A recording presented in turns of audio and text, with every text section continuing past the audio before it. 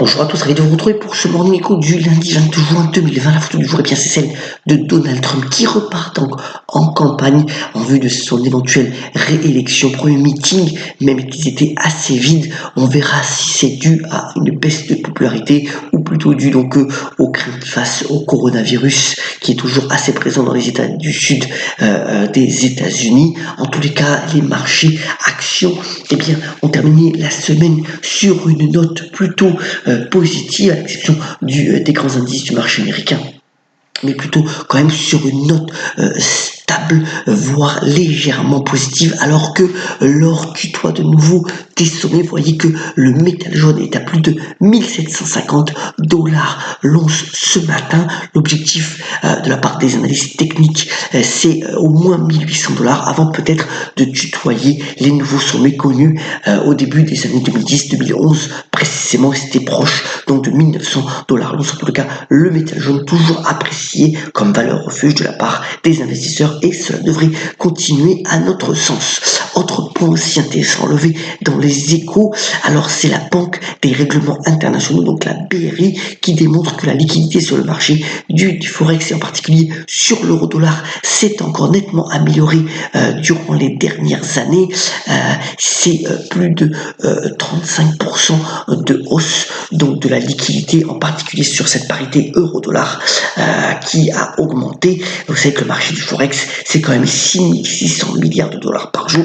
C'est véritablement le premier marché financier au monde de la part des investisseurs, spéculateurs, bien entendu aussi des entreprises pour pouvoir traiter et échanger les marchandises. Mais voilà, cette étude démontre aussi que l'euro est véritablement la deuxième devise de transaction après le dollar. Et ça, c'est plutôt une bonne nouvelle dans le contexte actuel. On revient un point sur le marché américain. Deux graphiques intéressants à poursuite de gauche démontrant que c'est toujours les petites entreprises qui souffrent plus que les grandes, puisque le Russell 2000, donc l'indice des valeurs moyennes, sous-performe. Vous voyez son cousin, le Russell 1000, mais aussi le point le plus intéressant quand on regarde le SP500, on voit que, et c'est démontré par le Wall Street Journal ce matin, les grandes entreprises américaines sont assises sur des montagnes de cash, soit parce qu'elles ont donc réduit leurs coûts, soit parce qu'elles ont émis de la dette pour pouvoir finalement se financer à bon compte. Alors c'est un élément intéressant parce que ça va sans dire, est-ce que ces entreprises vont réinvestir dans l'appareil productif et dans les dépenses d'investissement? Il va beaucoup dépendre de l'attitude finalement du consommateur américain. Si la consommation reprend bien, eh bien ces entreprises pourront finalement investir avec leur cash disponible et finalement fortifier l'éventuelle reprise économique qui se dessine en ce moment. Donc voilà, point à suivre de manière très précise dans les prochaines semaines.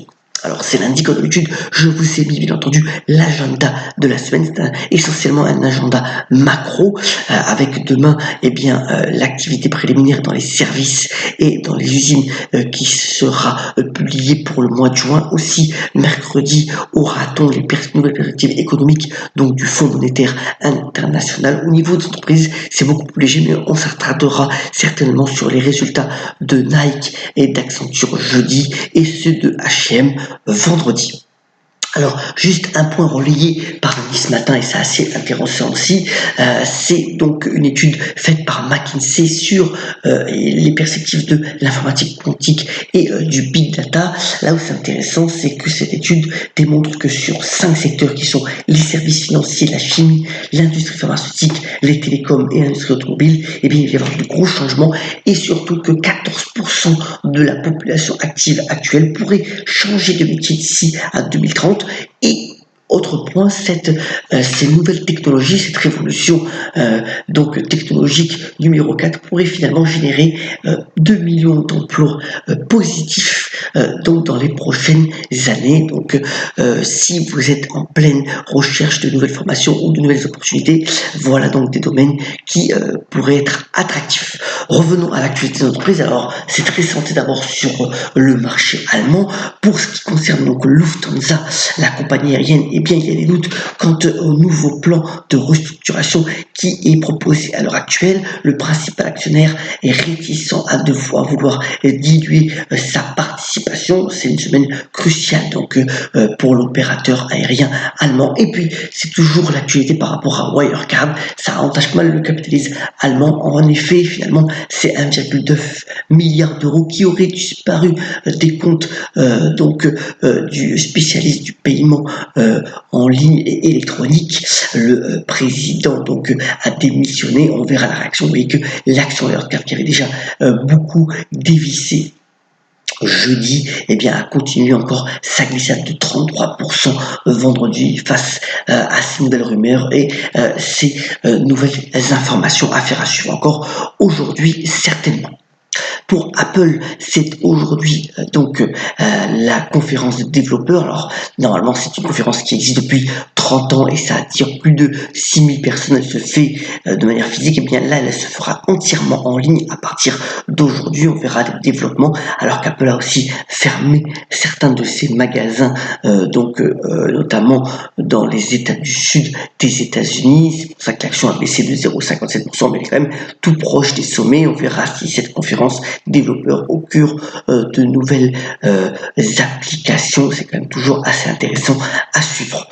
En tous les cas, pour Spotify, eh bien, le leader du streaming musical et des podcasts, ça va plutôt bien. Vous voyez que l'action, eh bien, a pris près plus de 10% la semaine dernière. Il continue le géant suédois du streaming continue de faire signer pas mal de nouvelles opérations de podcast et avec des stars comme Kim Kardashian. Vous voyez que finalement sa capitalisation boursière a dépassé les 40 milliards de dollars, renouant donc avec l'appétit des investisseurs pour ce leader du streaming qui s'est bien imposé ces dernières semaines.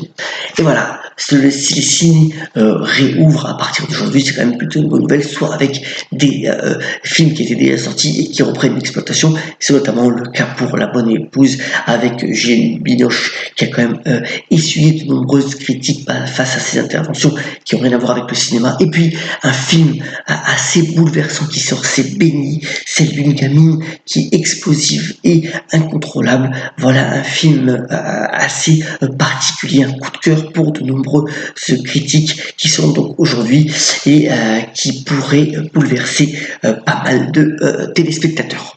Terminons ce Mon Écho en vous souhaitant une très bonne semaine. C'est l'été aussi, profitons-en.